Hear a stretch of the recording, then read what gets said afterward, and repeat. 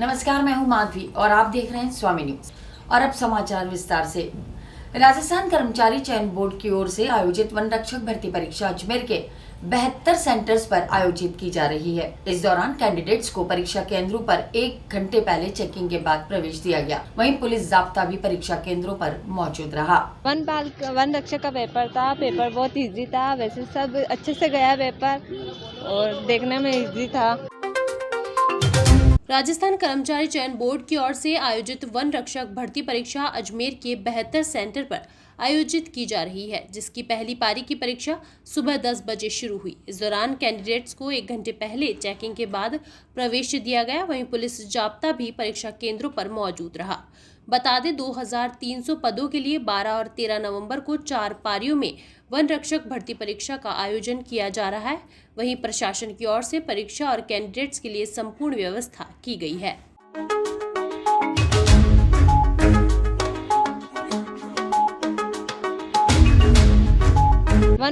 One रक्षक का paper था। पेपर बहुत इजी था, वैसे सब अच्छे से गया पेपर और देखने में इजी था। मैथ्स थी, तैयारी तो अच्छी थी। अब रिजल्ट आने पर देखते हैं कि अपना सिलेक्ट होने पर ये सीधी भर्ती थी। वैसे तो हाँ, तैयारी के अनुसार थे। बाकी करंट अफेयर थे, लेटेस्ट वाले भी आए थे। अभी जो योजना चल रही है उसी के बारे में भी यही है। वन रक्षक 2022 की सीधी भर्ती थी, राजस्थान सरकार ने करवाई। बहुत ही अच्छी भर्ती हुई, एकदम हम संतुष्ट है। और सरकार की तरफ से इतनी अच्छी व्यवस्था थी, अच्छी गाइडलाइंस थी, मतलब हमारे को आने में जाने में रास्ते में किसी प्रकार की कोई दिक्कत नहीं रही। और रही बात इस स्कूल में, हमारे अजमेर के अंदर आज पेपर था, तो पेपर मतलब इतने हम संतुष्ट हैं कि अंदर विकसित थे जो पेपर ले रहे थे, हर चीज़ में हमारी मदद कर रहे थे। जैसे किसी बच्चे को यदि स्टूडेंट था, वो उसको रोल नंबर में मतलब समझाना, किसी प्रकार की कोई गलती नहीं रहनी, कोई संदेह नहीं रहनी। यदि हमारे सामने पेपर ओपन किया गया तो हमें बता के किया गया, पूरी कॉपी हमारे सामने की गई और कॉपी को बता के कि भाई यहाँ आप सिग्नेचर करो। और पुष्कर के अंबेडकर भवन में चल रही अवांछित गतिविधियों को लेकर दलित जनप्रतिनिधियों में आक्रोश व्याप्त है, जिसके चलते आज जनप्रतिनिधियों ने नगर पालिका प्रशासन के खिलाफ नारेबाजी कर विरोध दर्ज करवाया। मतलब दारू की बोतलें जगह जगह पड़ी है, पवे पड़े हैं और मतलब मैं खाना बना दिया इसको अंबेडकर भवन को। पालिका प्रशासन, पालिका प्रशासन, पालिका प्रशासन, पालिका प्रशासन, पालिका प्रशासन। पुष्कर के अंबेडकर भवन में चल रही अवांछित गतिविधियों को लेकर आज दलित वर्ग के जनप्रतिनिधियों ने विरोध प्रदर्शन कर नगर पालिका प्रशासन के खिलाफ जमकर नारेबाजी करी। जानकारी के अनुसार 1 से 8 नवंबर तक आयोजित हुए पुष्कर मेले के तहत प्रशासन की ओर से पुलिस प्रशासन एवं अन्य विभाग के कर्मचारियों को अंबेडकर भवन रहवास के लिए दिया गया, जहां कर्मियों ने जमकर शराब पार्टी की, जिस पर आरोप लगाते हुए जनप्रतिनिधि दिलीप ने बताया कि अंबेडकर भवन की हालत बहुत ही बुरी है। छत पर अव्यवस्था का आलम है, शराब की खाली बोतलें चारों ओर बिखरी पड़ी है, जिससे पुष्कर की धार्मिकता को ठेस पहुंची है। इसी को लेकर दलित समाज के लोगों में रोष व्याप्त है, जिस पर जनप्रतिनिधियों ने नगर पालिका प्रशासन के खिलाफ नारेबाजी कर दोषी लोगों के खिलाफ कार्रवाई की मांग करी है। वहीं मामले की जानकारी मिलते ही पुष्कर नगर पालिका के एसआई सफाई निरीक्षक महेंद्र वर्मा मौके पर पहुंचे और नगर पालिका के कर्मचारियों से अंबेडकर भवन की साफ सफाई करवाई।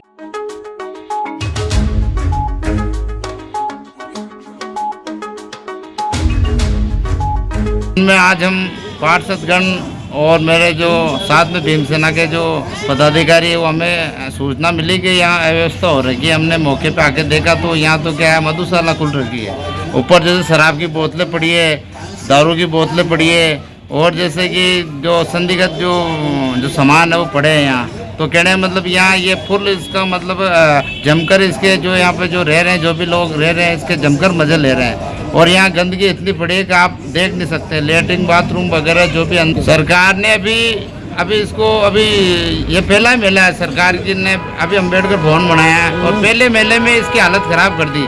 मौके पे आप देख सकते हो कि किस तरह के हालात है, कि मतलब कि हालात ये हो रखे हैं कि मतलब दारू की बोतलें जगह जगह पड़ी है, पवे पड़े हैं और मतलब मैं खाना बना दिया इसको अंबेडकर भवन को।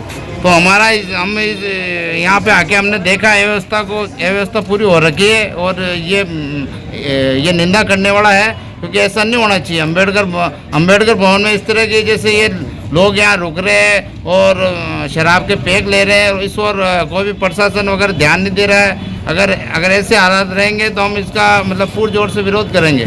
व्यवस्थाओं को नहीं है, सिर्फ यानी सफाई का थोड़ा मैटर है इसमें, यानी कि आरएसी का जो रिजर्व जाता था उसको ठहराने की व्यवस्था की गई थी इसके अंदर, तो ठहराने के बाद में शायद तार लगा दी, इसलिए वो अजमेर ई रिक्शा चालक अपने स्टैंड की मांग को लेकर आए दिन कलेक्ट्रेट पर धरना प्रदर्शन करते हैं, लेकिन प्रशासन द्वारा कोई सुनवाई नहीं की जा रही, जिसके चलते आज ई रिक्शा चालकों ने सूफी संत हजरत ख्वाजा साहब की मजार पर चादर पेश कर प्रशासन को सद्बुद्धि देने की दुआ की।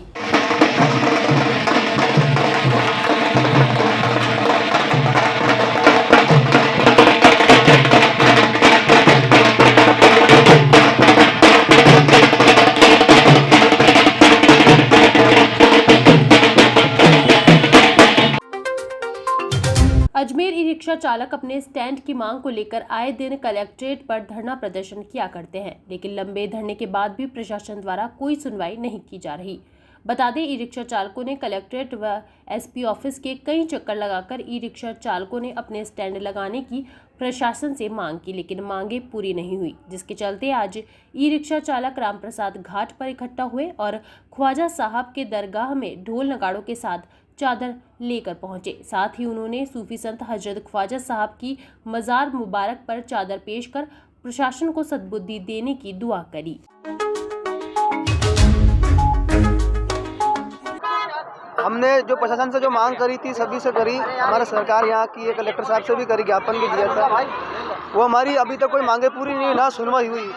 उसको मद्दे रखते हमने बाबा साहब से एक हाजिरी लगाई। आज हम सभी रिक्शा चालकों द्वारा ये सभी करकुरा के जा रहे हैं बाबा के पास आज, ताकि हमारी जो मांगे है बाबा के पास जाने से बाबा के रास्ता ही लास्ट बचा है हमारे पास। ना तो प्रशासन सुन पा रहा है, ना कोई बात। सभी की मनुष्यांश यही है कि भाई अपन बाबा के पास एक बार हाजिर लाकर चले।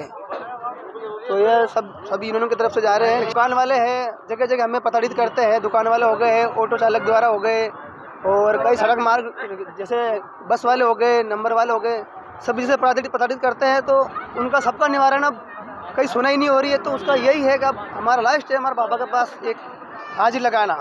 सर हम प्रशासन से यही स्टैंड की मांग करके जहाँ हमारे कमाने का साधन, जैसे दिल्ली गेट दरगाह बाजार, उसके नज़दीक में 5-6 स्टैंड कहीं भी लगा दीजिए आपकी, जहाँ आपको जगह मिले। आसपास में 5-6 जगह सद्बुद्धि हमने कब से उनको ज्ञापन दे दिया सर, अब पहले महीने में भी दिया था, अगले महीने भी दिया था, अभी तक कोई सुनवाई नहीं हुई ज्ञापन का।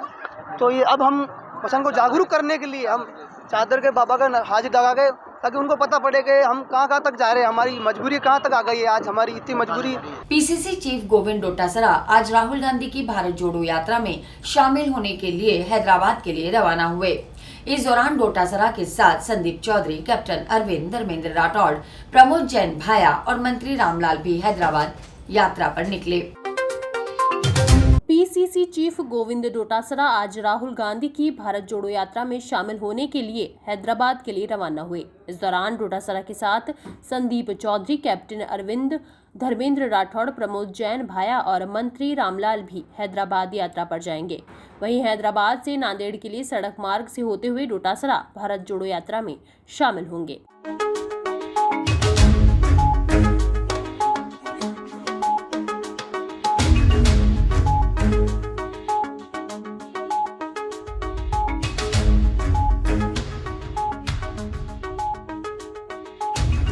फलोदी शहर के राईकाबाग क्षेत्र में बैंक से रुपए लेकर घर जा रहे बिजनेसमैन से बदमाश ने 81 लाख रुपए लूटकर ले गए, जिसके चलते व्यापारी और आमजन में भारी दहशत का माहौल है। वहीं लूट की यह पूरी घटना सीसीटीवी कैमरे में कैद हो चुकी है।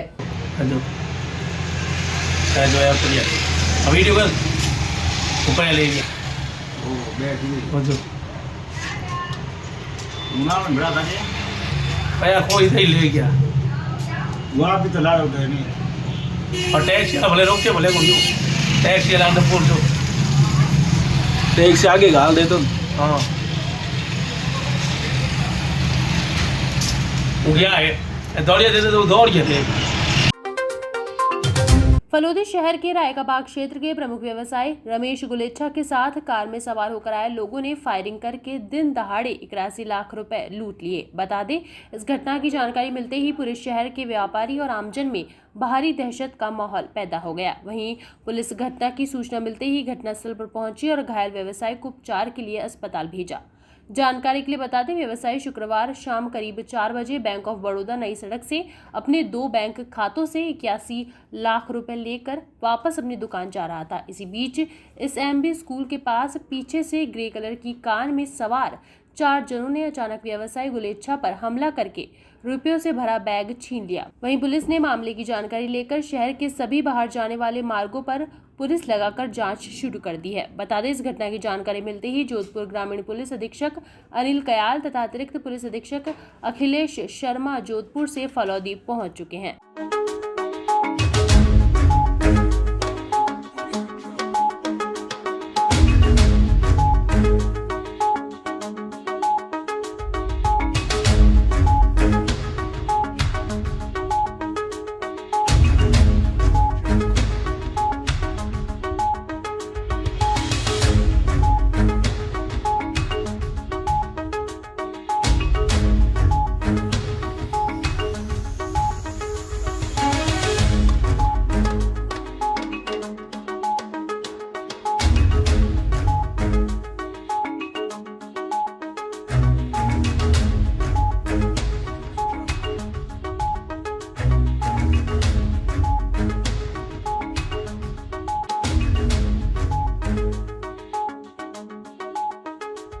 जिला विधिक सेवा प्राधिकरण अजमेर द्वारा आज शहर में अदालत आपके घर कार्यक्रम आयोजित किया गया। इस दौरान बकाया वसूलनीय कटे हुए कनेक्शन के राजीनामा योग्य प्रकरणों का निस्तारण किया गया। अजमेर विद्युत वितरण निगम लिमिटेड के जो पुराने पेंडिंग बिल्स हैं उनके भी काफ़ी लोग यहाँ पर सेटल कर रहे हैं। टाटा पावर के हैं।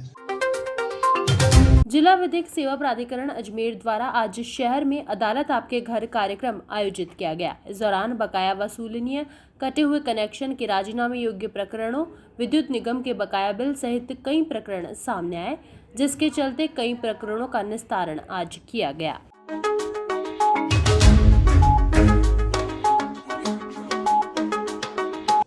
जैसा कि आप इस परिसर में देख रहे हैं कि बैंक के ऋण वसूली से मामले, ऋण वसूली से जो मामले हैं उनमें भी लोग काफ़ी आए हुए हैं। अजमेर विद्युत वितरण निगम लिमिटेड के जो पुराने पेंडिंग बिल्स हैं उनके भी काफ़ी लोग यहाँ पर सेटल कर रहे हैं।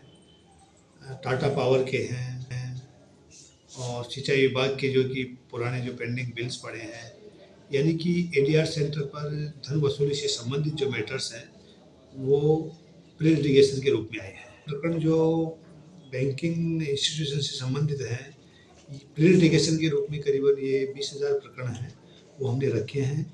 बाकी हमारे जो राजस्व न्यायालयों में प्री लिटिगेशन और पेंडिंग प्रकरण हैं उनकी संख्या हमारी एडमिनिस्ट्रेशन की ओर से आएगी, जो उनमें थोड़ा देरी होगी, वो भी आपको फाइनल रूप से हम शाम को बताएंगे। फैमिली कोर्ट को वैवाहिक मामले और पारिवारिक जो मामले हैं वो फैमिली कोर्ट की बेंच से हमने अब की बार एमएससी कोर्ट में ही लगाई है। एमएससी जज हैं श्री नीरज कुमार भारद्वाज, उन्हीं की बेंच बनाई गई है, क्योंकि Tata power Ajmer distribution limited की अजमेर इकाई में कनेक्शन लगाने के नाम पर उपभोक्ता से पूरे पैसे लिए और फाइल भी बनवाई।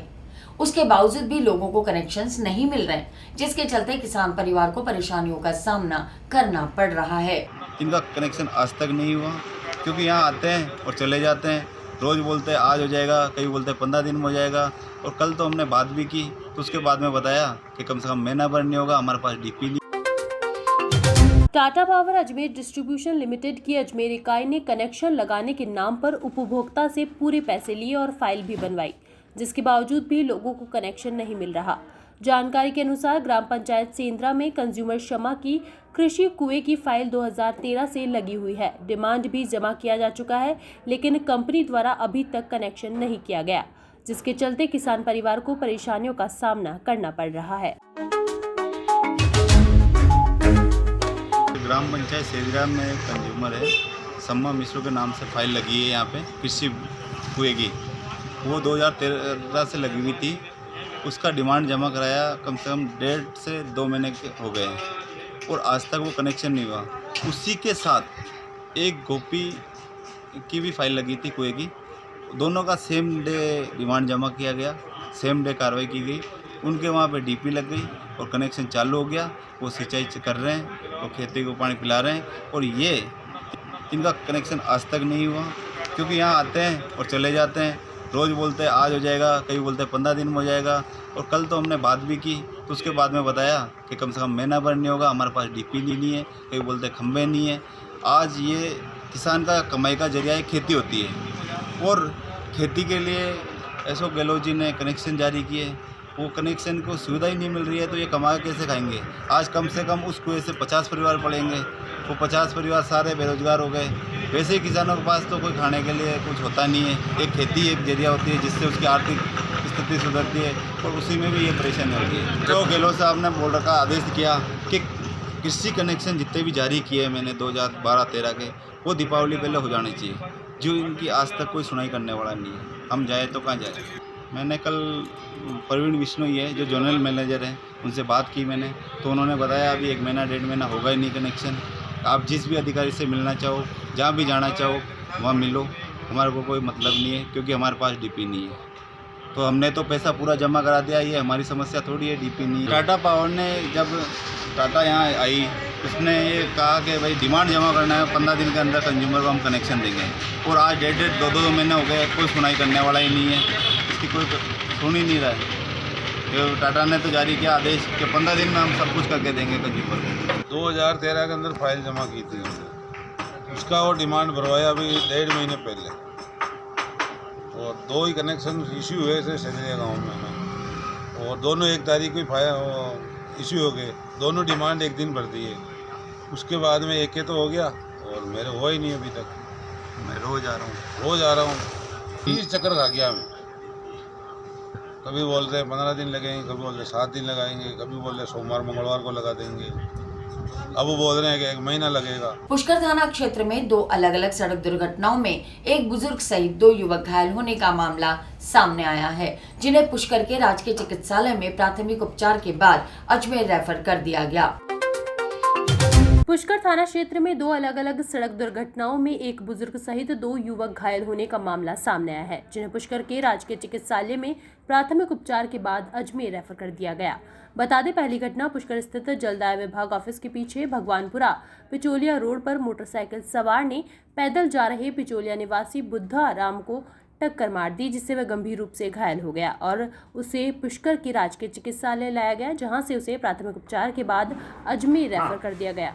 इसी तरह दूसरी घटना में बूढ़ा पुष्कर रोड स्थित 2 मोटरसाइकिल सवार आपस में आमने सामने से टकरा गए, जिनमें गांव पीह निवासी मोटरसाइकिल सवार दीपक वाल्मीकि और ग्राम अड़क्का निवासी शाहरुख घायल हो गए, जिन्हें अस्पताल लाया गया और प्राथमिक उपचार के बाद अजमेर रेफर कर दिया गया। फिलहाल पुलिस मामले की जांच में जुटी हुई है।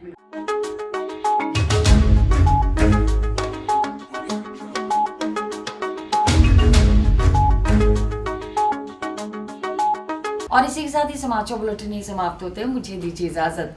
देखते रहें स्वामी।